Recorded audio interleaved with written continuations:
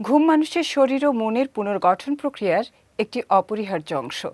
দীর্ঘ পরিশ্রমের পর শরীরকে শান্ত করতে ঘুম জরুরি। ইসলামী দৃষ্টিকোণেও ঘুমের বিশেষ গুরুত্ব রয়েছে। তবে বিভিন্ন হাদিসে 3 সময়ে ঘুমাতে নিরুৎসাহিত করা হয়েছে, যার পেছনে রয়েছে শারীরিক, আধ্যাত্মিক ও মানসিক নানা যুক্তি।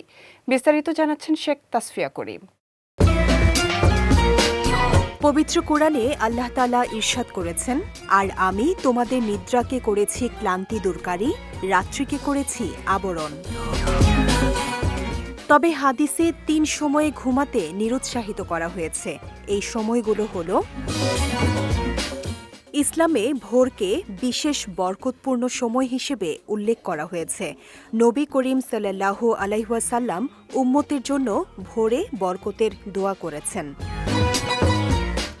যেহেতু হাদিসে ভোরকে বরকতের সময় বলা হয়েছে, তাই কেউ যদি ফজরের পরই ঘুমিয়ে পড়ে তাহলে তিনি সেই বরকত থেকে বঞ্চিত হবে।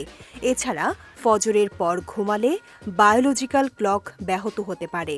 তাই ইসলাম ও বিজ্ঞান দুদিক থেকেই এ সময় ঘুমানো অযাচিত বলে বিবেচিত। দিনের শেষ ভাগ, বিশেষ করে আসরের নামাজের পরের সময়টিকে ইসলামী ফিকহে সংবেদনশীল হিসেবে ধরা হয়। কিছু বর্ণনায় এ সময় ঘুমানোকে মাকরু বলা হয়েছে। একটি বর্ণনায় এসেছে, যে ব্যক্তি আসরের পর ঘুমায় আর তার বুদ্ধি কমে যায়, তবে সে যেন নিজেকে তিরস্কার করে।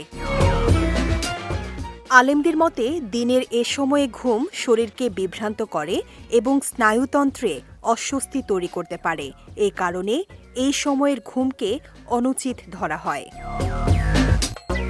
মাগরিবের পর ও এশার আগে ঘুমানো হারাম বা নিষেধ নয়, তবে এ সময় ঘুমালে এশার নামাজের জামাতে অংশগ্রহণ কঠিন হয়ে যেতে পারে। হাদিসে ইরশাদ হয়েছে, রাসূলুল্লাহ সাল্লাল্লাহু আলাইহি ওয়াসাল্লাম এশার নামাজের পূর্বে ঘুমানো এবং নামাজের পর অহেতুক গল্পগুজব করা অপছন্দ করতেন।